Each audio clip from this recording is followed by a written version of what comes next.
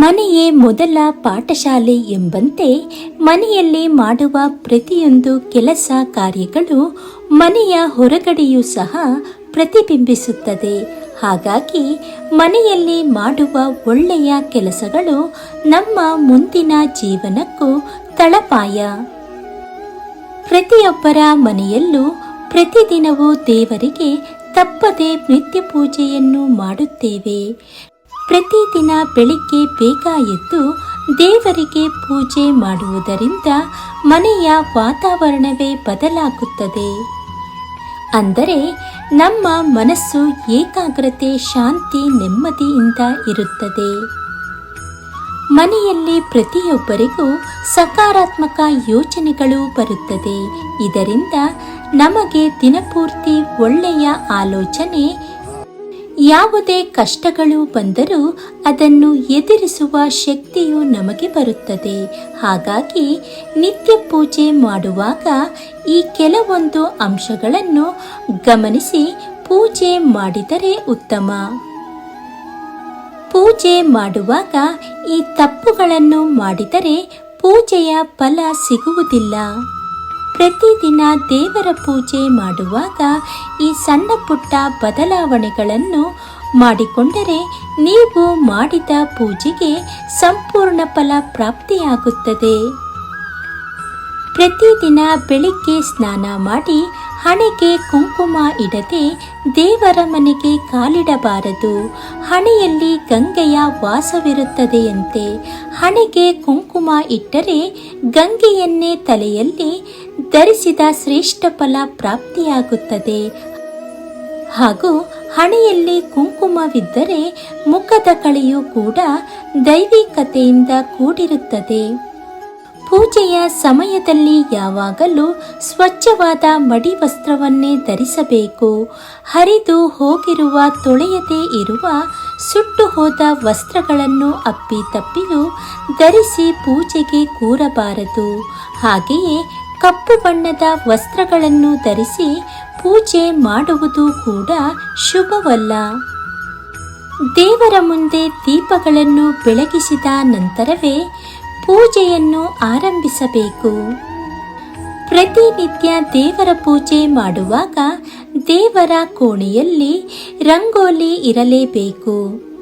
ಯಾವುದಾದರೂ ಒಂದು ಚಿಕ್ಕದಾದ ರಂಗೋಲಿ ಬಿಡಿಸಿ ಆ ರಂಗೋಲಿಗೆ ಅರಿಶಿನ ಕುಂಕುಮವನ್ನಿಟ್ಟು ಹೂವು ಅಥವಾ ಒಂದು ಚಿಕ್ಕ ಹೂವಿನ ಎಸಳನ್ನಾದರೂ ಇಡಬೇಕು. ಹಬ್ಬ ಹರಿದಿನಗಳಲ್ಲಿ, ವಿಶೇಷ ದಿನಗಳಲ್ಲಿ ಅಕ್ಕಿ ಹಿಟ್ಟಿನಿಂದ ರಂಗೋಲಿ ಹಾಕಿದರೆ ತುಂಬ ಶ್ರೇಷ್ಠ. ಯಾವಾಗಲೂ ಹಾಕಿರುವ ರಂಗೋಲಿಯನ್ನು ತೆಗೆಯಬೇಕಿದ್ದರೆ ಎಂದಿಗೂ ಪೊರಕೆಯನ್ನು ಬಳಸಬಾರದು. ಒಂದು ಬಟ್ಟೆಯಿಂದ ಅಥವಾ ಕೈಯಿಂದ ತೆಗೆದು ಅನಂತರ ಒತ್ತೆ ಬಟ್ಟೆಯಲ್ಲಿ ಒರೆಸಿದರೆ ಉತ್ತಮ. ದೇವರ ಪೂಜೆಗೆ ಬಳಸುವ ಹೂವುಗಳನ್ನು ಸುವಾಸನೆ ನೋಡಿ ಬಳಸಬಾರದು. ಸ್ತ್ರೀಯರು ಋತುಮತಿಯಾದಾಗ ಎಂದಿಗೂ ಪೂಜೆಗೆ ಬಳಸುವ ಹೂವುಗಳನ್ನು ಕೀಳಬಾರದು ಅಥವಾ ಮುಟ್ಟಬಾರದು. ಸೂರ್ಯಾಸ್ತದ ನಂತರ ಮೊಗ್ಗು ಅಥವಾ ಹೂವುಗಳನ್ನು ಗಿಡದಿಂದ ಕೀಳಬಾರದೆಂದು ನಮ್ಮ ಹಿರಿಯರು ಹೇಳುತ್ತಾರೆ. ದೇವರ ಕೋಣೆಯನ್ನು ಸ್ವಚ್ಛಗೊಳಿಸಲೆಂದು ಒಂದು ಪ್ರತ್ಯೇಕ ಬಟ್ಟೆಯನ್ನು ಇಟ್ಟಿರಬೇಕು. ಅದು ಸಹ ದೇವರ ಕೋಣೆಯಲ್ಲಿಯೇ ಇಟ್ಟರೆ ಉತ್ತಮ. ಮನೆಯಲ್ಲಿ ಬೇರೆ ಕೆಲಸಕ್ಕೆ ಬಳಸುವ ಅಥವಾ ಕೊಳಕಾದ ಬಟ್ಟೆಗಳನ್ನು ದೇವರ ಕೋಣೆಗೆ ಬಳಸಬಾರದು. ಹಿಂದಿನ ದಿನ ದೇವರ ಪೂಜೆಗೆ ಉಪಯೋಗಿಸಿದ ಅಥವಾ ದೇವರಿಗೆ ಅರ್ಪಿಸಿದ ಒಣಗಿದ ಹೂವುಗಳನ್ನು ಹಾಗೆಯೇ ತೆಗೆದು ದೇವರ ಕೋಣೆಯಲ್ಲಿ ಅಥವಾ ಮನೆಯಲ್ಲೇ ಇಡಬಾರದು. ಆ ಹೂವುಗಳನ್ನು ಯಾವುದಾದರೂ ಗಿಡದ ಬಳಿ ಅಥವಾ ತೆಂಗಿನ ಮರದ ಬಳಿ, ಇಲ್ಲವಾದರೆ ಯಾರೂ ತುಳಿಯದಂತಹ ಸ್ಥಳದಲ್ಲಿ ಹಾಕಬೇಕು.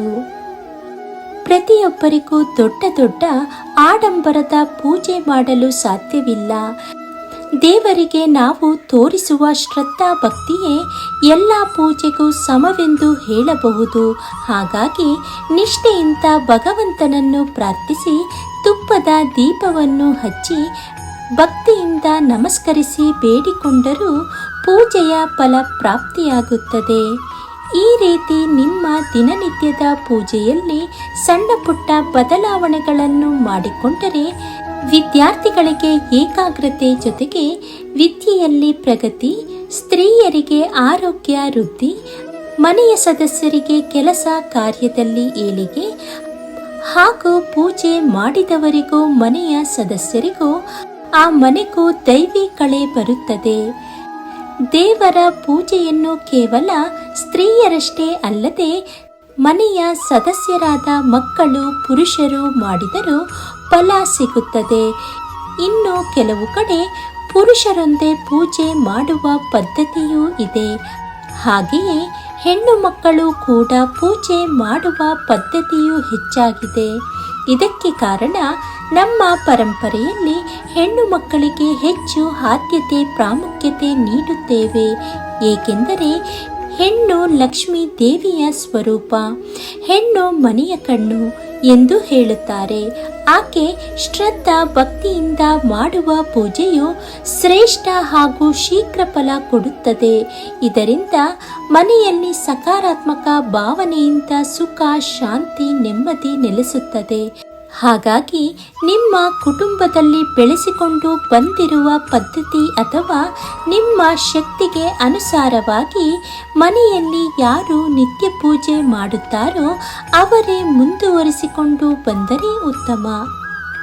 ಸ್ನೇಹಿತರೆ, ಈ ಮಾಹಿತಿ ನಿಮಗೆ ಇಷ್ಟವಾದಲ್ಲಿ ಲೈಕ್ ಮಾಡಿ, ಶೇರ್ ಮಾಡಿ ಹಾಗೂ ಸಬ್ಸ್ಕ್ರೈಬ್ ಮಾಡಿ.